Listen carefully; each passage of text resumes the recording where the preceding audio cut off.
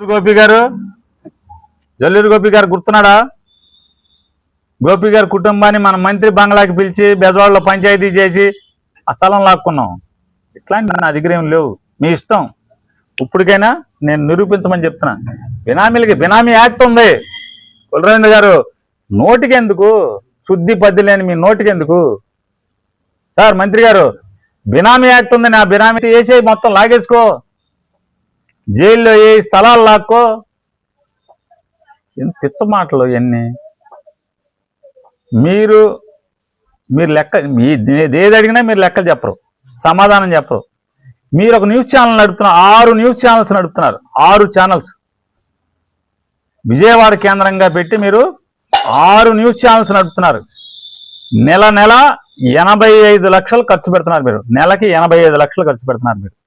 ప్రతి నెల జీతాలు కానీ, కరెంటు కానీ, ఆలీ కాంప్లెక్స్లో రెంట్ కానీ, మొత్తం అంతా కలిపి మీరు 85 లక్షలు ఖర్చు పెడుతున్నారు. ఒక్క ట్రాన్స్ఫర్, బ్యాంక్ ట్రాన్స్ఫర్ చూపిస్తారా?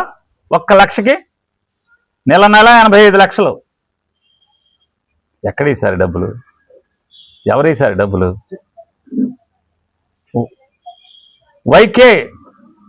వైకే ఛానల్, వైకే టీవీ ఉంది కదా, వైకే టీవీ 85 లక్షల నెలకు మీరు ఖర్చు పెడుతున్నారు. ఎక్కడి సొమ్ము?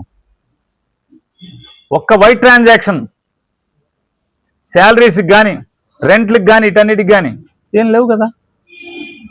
ఇట్లా 1.25 లక్షలు ఉన్నాయి. అయినా మేమేమని చెప్పట్లా.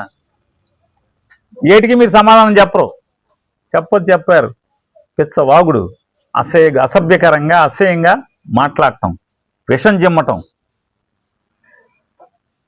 మీకు చేతనైతే రాజకీయంగా సమాధానం చెప్పు. రాజకీయాలకి కొన్ని నిజంగానే నా తండ్రికి అన్నం పెట్టకపోతే చెప్పు, తప్పే ఉంది, సిగ్గుపడతాను. నా తండ్రిని నేను చంపడానికి ప్రయత్నం చేసి చెప్పు, సిగ్గుపడతాను. మరి చెప్పిన ఎదవ నీకెవడో నాకు తెలియదు, కానీ నేను చెప్పిన ప్రతిదానికి నీకు సాక్ష్యాలను కావాలంటే సాక్ష్యాలను తీసుకొస్తాను. నేను చెప్పిన మా పెదనాన్న చచ్చిపోయాడు, మా చిన్నాన్న చచ్చిపోయాడు, మా మేనత్తలందరూ చచ్చిపోయారు. వాళ్ళని తేలేను, మిగతా వాళ్ళని చేస్తాను.